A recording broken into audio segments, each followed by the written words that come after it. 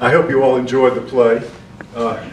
Give you a little background, Ray and myself and Richard Leffler, who's going to be the scribe, were among a subcommittee of the Colorado chapter of Compassion and Choices, and we were the playwrights, sort of. We went through, believe it or not, 11 iterations of the play for about over a 6-month period, and then our acting group, who are all professional actors in the Denver area. 2 of them are actually in plays as I speak tonight.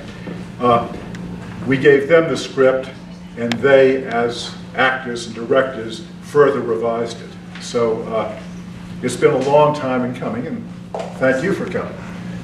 I'm Peter Mayerson. As was said, I'm by profession a psychiatrist and psychoanalyst in Denver for many years. I've been a member of the Colorado chapter of Compassion and Choices for about, a member of the board for about 10 years, and my wife and I joined what was then the Hemlock Society about 25 years ago or so. We had an experience, really a wonderful experience, with an old friend of ours, older that she was really a contemporary of our parents, and who we had known when we lived in San Francisco during my internship. It's a long story, but the short version of it is that we talked with Olga and we found she didn't sound quite right, and we sort of pulled her out, and it turned out that she was planning to hasten her death because she felt like she knew that she had a slow-growing but definitive dementia process going on, and had a older sister who had been in a nursing home and was completely demented for years, and she didn't want to go that way. Lois and I went out to San Francisco and spent a weekend with Olga, and it was one of the most wonderful weekends of our life. We walked around San Francisco in a drizzle and talked about, she talked about her life, we talked about our relationship together, she talked about her looking forward to her life ending. And she had known an old, retired physician in Arizona who had a catch of pills. And she was going to go down to Phoenix, get together with him, and he was going to surreptitiously, it was easier in the 80s than it is now, give her the pills and she could peacefully die there.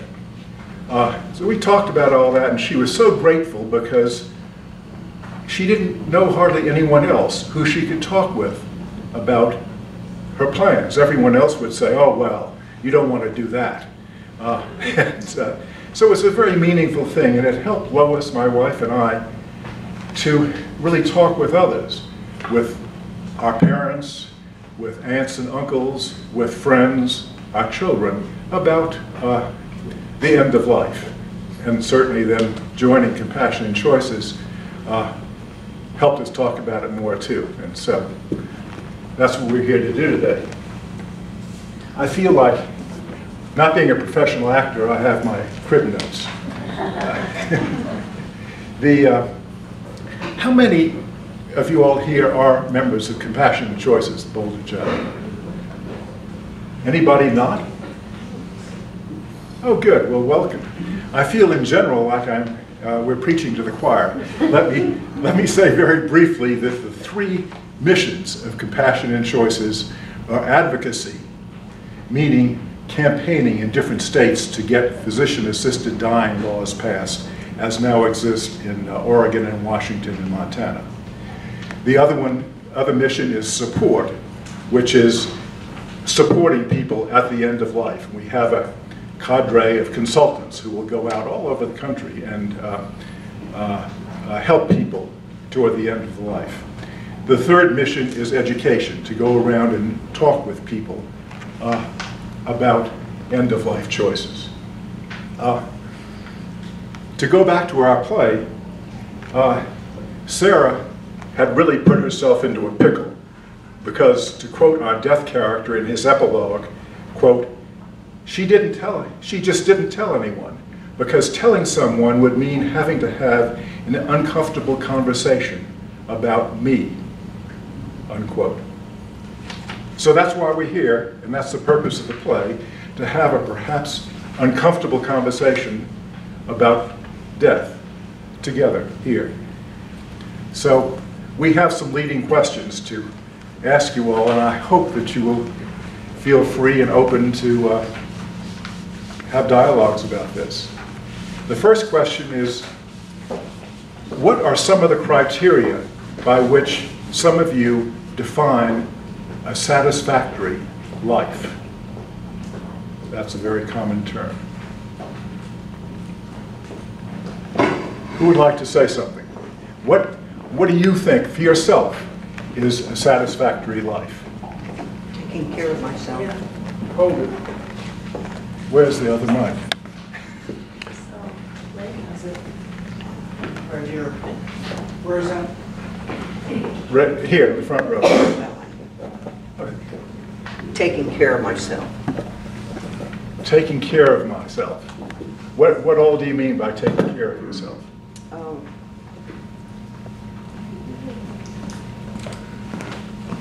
Being independent. Health needs, being able to decide when it's time to go to the doctor, or in my life. Okay. And you, and in the second row, you were saying being. Yeah, he's writing it down. Independent.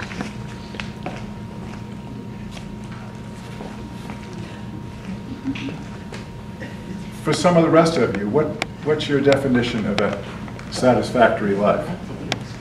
We want you to speak into the mic so we can get it on the on YouTube.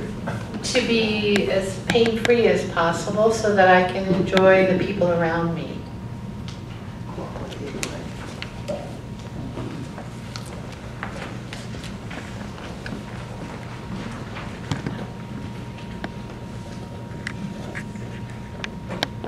To protect those who are victims of others' oppression, and to get the oppressors to understand and change their behavior. So in other words, to be able to still be socio-politically active, is that what you're? That's right. To be aware of what's happening. Hold it. To be aware of what's happening around me. Can you expand on that? Well, to be able to hear, to be able to speak, to be able to see, to be able to relate to others. That's a lead-in, it seemed to me, to together define what we mean by dementia. How do we define dementia? You're defining it a little bit. What would others have to say? Go ahead. Well, I would say that dementia is the loss of the ability to have contact with other and the environment. I don't know about you. For me, the thing that I fear most about the end of life is becoming demented. For me, I could become, I'm still fortunately physically intact, but I could have physical problems. I could have vision problems, hearing problems, which are already there. But the problem that I feel, personally, I would not want to live with, like our friend Olga, is dementia. I personally feel, and I hope this is not my illusion, that when you develop dementia, there's a fine line between beginning to know that you're becoming demented, and then going over the line down into the slope of really becoming demented.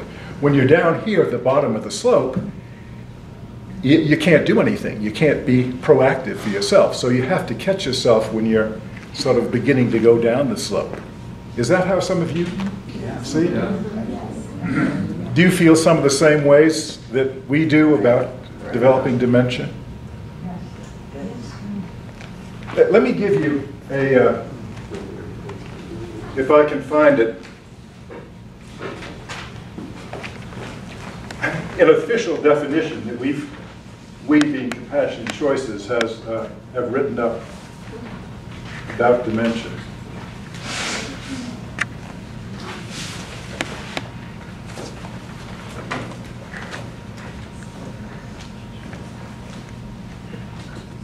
Well, oh, here it is, I think.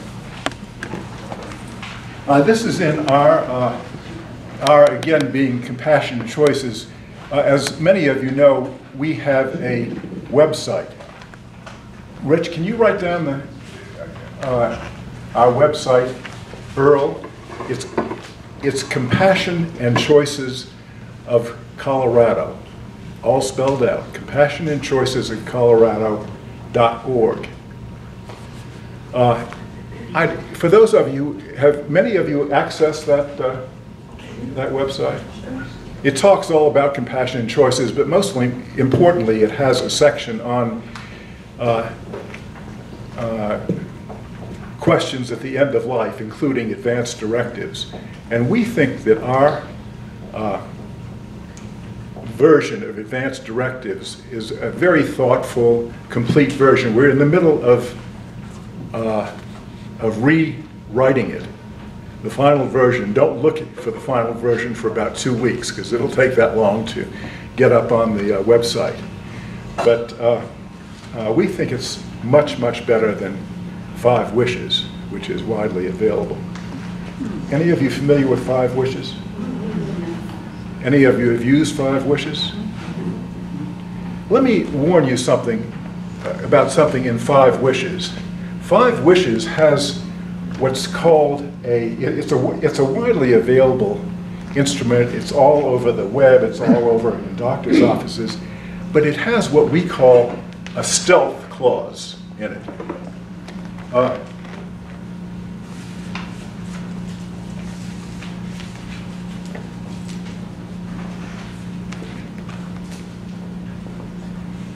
What happened to 5 Wishes? Here it is. This is 5 Wishes. If, when you go home, look at wish number 2. Wish number 2 has this clause in it, which many people just read over. It says, quote, "I do not want anything done or omitted by my doctors or nurses with the intention of taking my life."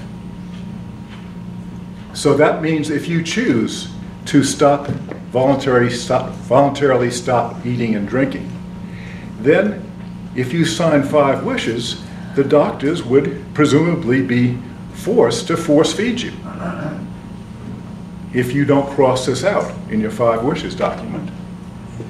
The next clause is, "I want to be offered food and fluids by mouth and kept clean and warm."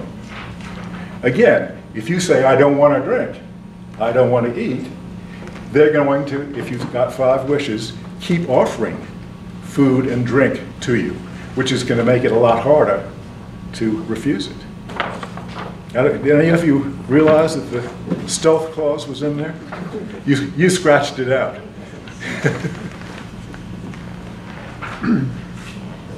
Anyway, our definition of dementia, to go back to that, is that one would be an advanced stage of progressive dementia in which I am unable to coherently communicate, swallow food and water safely, care for myself, and recognize my family and other people. And if 2 physicians certify in writing that there is no reasonable probability of recovery from these conditions, then I direct that such procedures listed below, where I've initialed yes, be done. And those are all the things that would be in your living will. So that's our official definition. And the important thing here is that it would be certified by 2 physicians, because there are some conditions where you're transiently demented, but you're going to come out of it. I mean, there are lots of examples: drug overdoses, sometimes kidney failure, sometimes heart disease, where the dementia is reversible.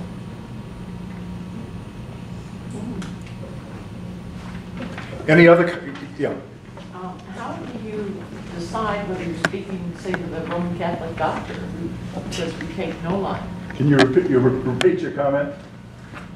What about religion entering into it? You don't have a choice in the doctors that will say, let her go or hold on to her. What control do you have over that? Well, can anybody answer that? Any of you answer that? Just a different doctor. Is that, hold it. Choose a different doctor, someone said. Yeah? Someone else had it. Yeah? Well, I was thinking that advanced directives override whatever doctor. I mean, she's probably talking about if you're in the hospital and a doctor you don't know is part of making the decisions for you, then, but don't advanced directives override whatever is going on? Well, any response to that? Yeah. There's a significant difference between what's on paper and what happens in real life, which is the reason it's critical to have an advocate there. But technically on paper, if you have a doctor who will not follow your advanced directives, he has to get you somebody else. And if he doesn't, performing a medical procedure in Colorado on someone who doesn't want it is considered battery. So will you actually prosecute? Will you follow through? That's more what happens on the street rather than what's on paper. Yeah, I would agree with that. And if you're really sick and in the hospital, you may be in a state of mind where you really can't say what your advanced directives are. I mean, not really demented, but you're just sort of out of it. And if the doctor really feels one way or the other, he or a nurse or a nurse's assistant could force things on you. Force food, force water. There was an article in the paper a couple of weeks ago by Dottie Lamb, the former First Lady, where she talked about an experience that where they talked about a feeding tube being an emergency measure.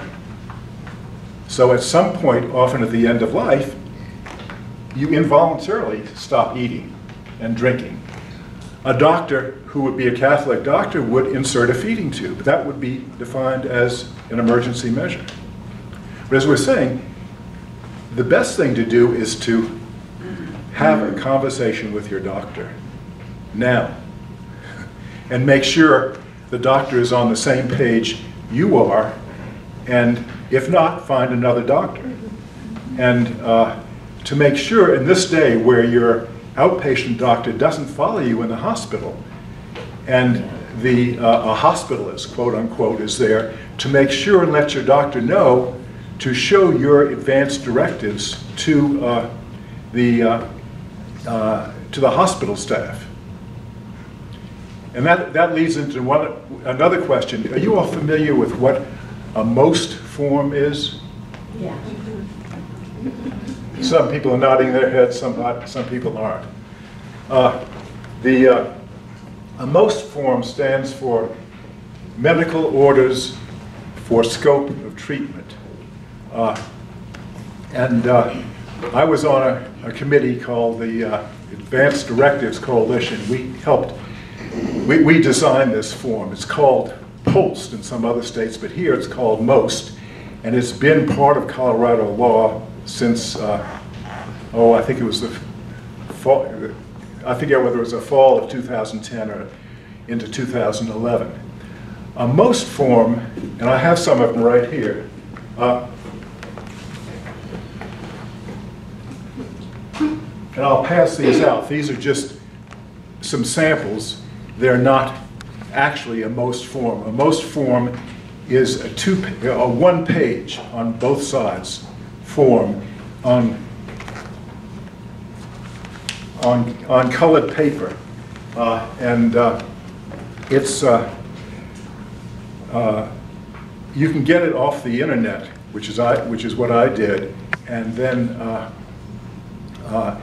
you have to get the original form from your doctor's office or a hospital. The most form is for people who are terminally ill, not for those of us here now. People who are terminally ill or in a hospital or a nursing home. The advantage of it is that it becomes part of your medical chart. It's a medical order signed by your doctor.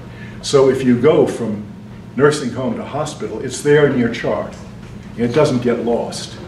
It doesn't replace advanced directives, but it's a very, very short summary of advanced directives, which hopefully will be there in your chart and flash to the hospitalist doctor who might be Catholic. Are they both needed? Pardon? Are they both needed? Yes, you need advanced directives, and when you are in a terminal phase, you need a most form. A most form is just a very short synopsis of advanced directives.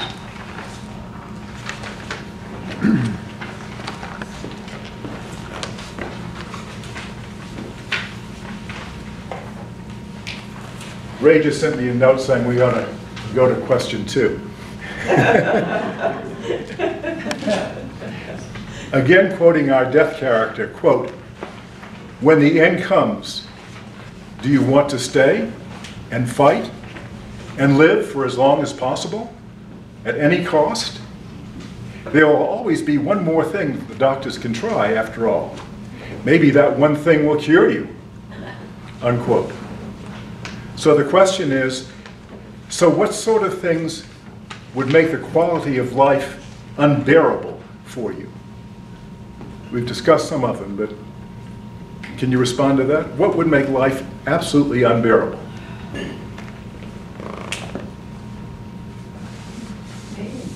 Huh? Pain. Well, Pain would make life unbearable. I agree. But in this day and age, there's a whole subspecialty of medicine called pain specialists, and they can pretty well eliminate pain. Without side effects? No, I mean, the ultimate in eliminating pain would be to put someone in what's called terminal sedation, where you basically anesthetize them. Yeah. And they're out of pain, but they're unconscious. Right. Yeah.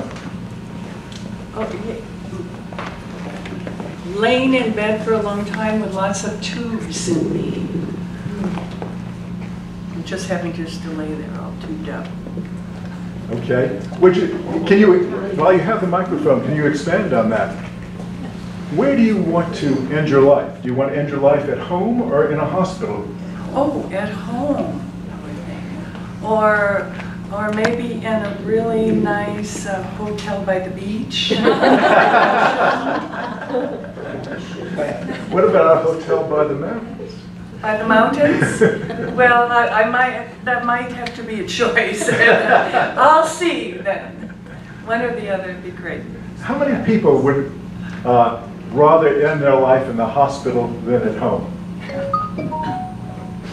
A couple. The rest of you would rather end your life at home. Hospice. Hospital? Hospice. Oh, hospice. You'd rather end your life in a hospice? Just for your information, and I just learned this recently because an elderly 95-year-old aunt of mine recently died, and we had Denver Hospice involved. Denver Hospice has an inpatient facility, but they now keep people in the inpatient facility only for 2 or 3 or 4 or 5 days. They believe in people dying at home. So, and that's true of most hospices these days. Gone are the days where people would be in a hospice for 3 or 4 or 5 months. I think for me the worst death, and I've seen many of them, is gasping for breath. And I know there are means to slow that down that might actually speed up your death. But for me, in my particular advanced directive, I have something very specifically that I would rather be comfortable and intubated and live a little longer and use up a little more of my kids' inheritance than die gasping for breath. Okay, good point. Yeah? The reason I feel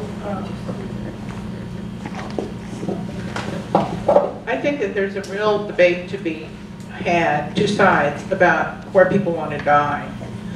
And Sam, please don't record this. Having watched some deaths and having had hospice help, my mother died at a facility run by hospice. She spent the last 2 or 3 weeks there. It was a great situation. It was in a nursing home, and the people were of invaluable help to all the loved ones. My father died at home with hospice care, but my mother was the caretaker. It was very difficult, very hard for her, extremely difficult. And so given those kinds of choices, I'd rather die in a facility where people are taking good care of me than burden my family or who else, is going to do the caretaking for hospice. You have to have someone willing to be the at-home caretaker. So I really think people ought to consider that. Everyone automatically says, oh, I want to die at home. Who wants to die in this mechanicalistic hospital? But when people are near death, it's not an easy thing physically for people to take care of as well as emotionally. And I believe we need to look at that. I agree with you, and I understand that, which emphasizes that you ought to check out hospices. There are many different hospices. I don't know how many in Boulder, I'm sure 4. Hospices have different philosophies. Some hospices are just outpatient hospices. Some hospices have, like Denver Hospice, short stay hospice stays. Other hospices, you can stay for several weeks. So that's something important to check out, or have your family check out before you're ready to enlist that particular hospice. Any other? Yeah?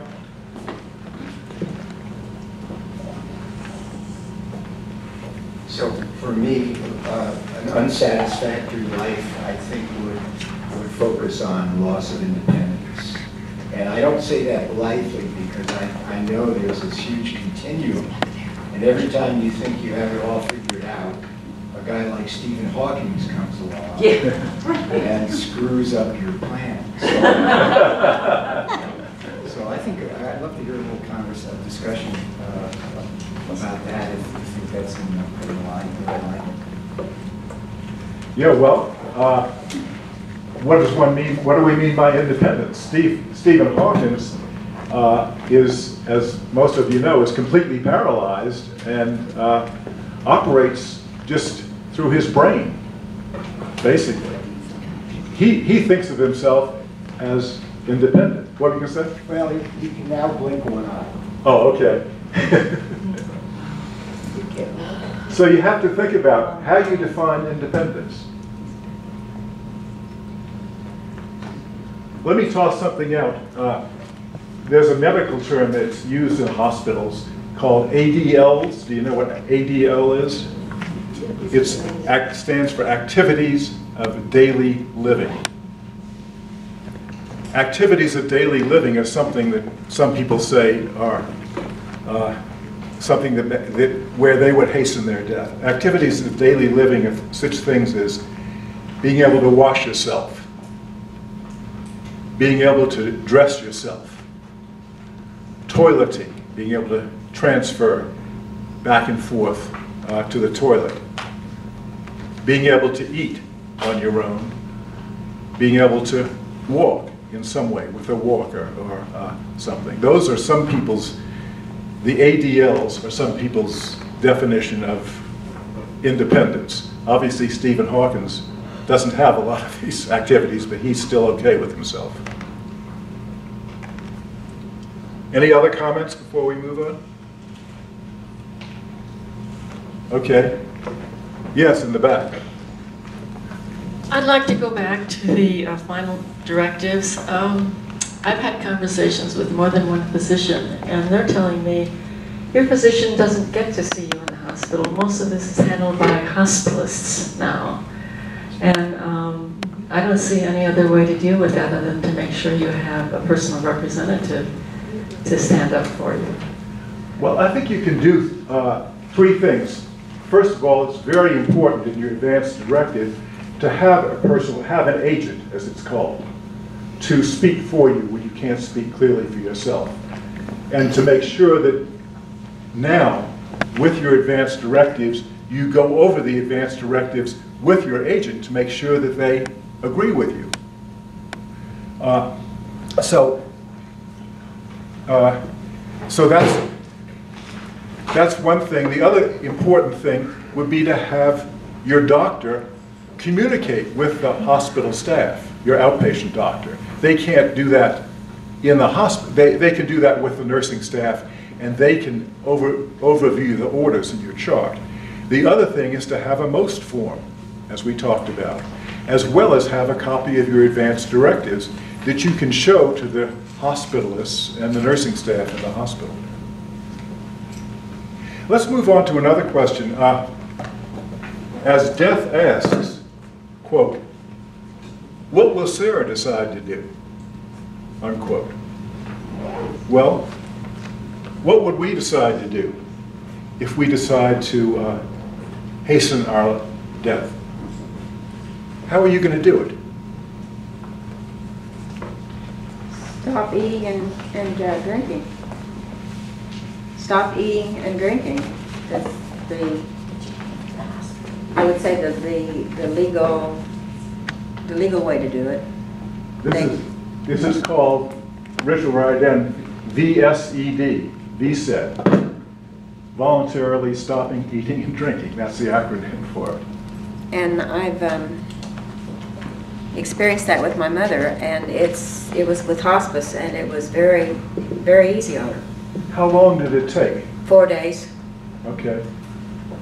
And at what point was she when she started? I mean, when that She was very, I guess you'd say normal, except she wasn't able to do what she wanted to do. And she told me, she'd already talked to hospice, and she told me that, okay, it's time. She said, I don't want to live like this. And I was taking her to the bathroom, and she just made a decision. And she said, call hospice. That was on a Sunday, and we took her there, and Thursday, she passed away Thursday night. And they kept her very, very comfortable, no pain. There's lots of things they did that I won't go into, but she was very comfortable. And then she went she went to sleep. coma. Mm-hmm. Yeah, that's typical. If you voluntarily stop eating and drinking, usually within a matter of a few days, you go into kidney failure. When you go into kidney failure, then you go into a progressively deep coma and stay in a coma for a few days, and then you die from kidney failure. Some people say that it takes a much longer time. I have some question about that. No. Richard, what do you think? Richard is a former emergency room doc. Do you If you think don't that drink water, you're going to be dead in 10 days guaranteed. Nobody is going to live any longer. That's a long time. And that's assuming you're healthy to start with. If you're older, usually by a week, you're in coma and you will stop breathing and silently slip off. there's a controversy in our Compassion and Choices board? Some people are saying, well, for my mother, it took 50 days. I've never heard of that. I can't believe that their mother completely stopped taking any fluids. You can't either. No, I'm sure she was given stuff to moisten her lips, and it turns out that you do that every 15 minutes. You can give a good source of water for a month or so. What do other people think? What are other ways to legally end your life in Colorado?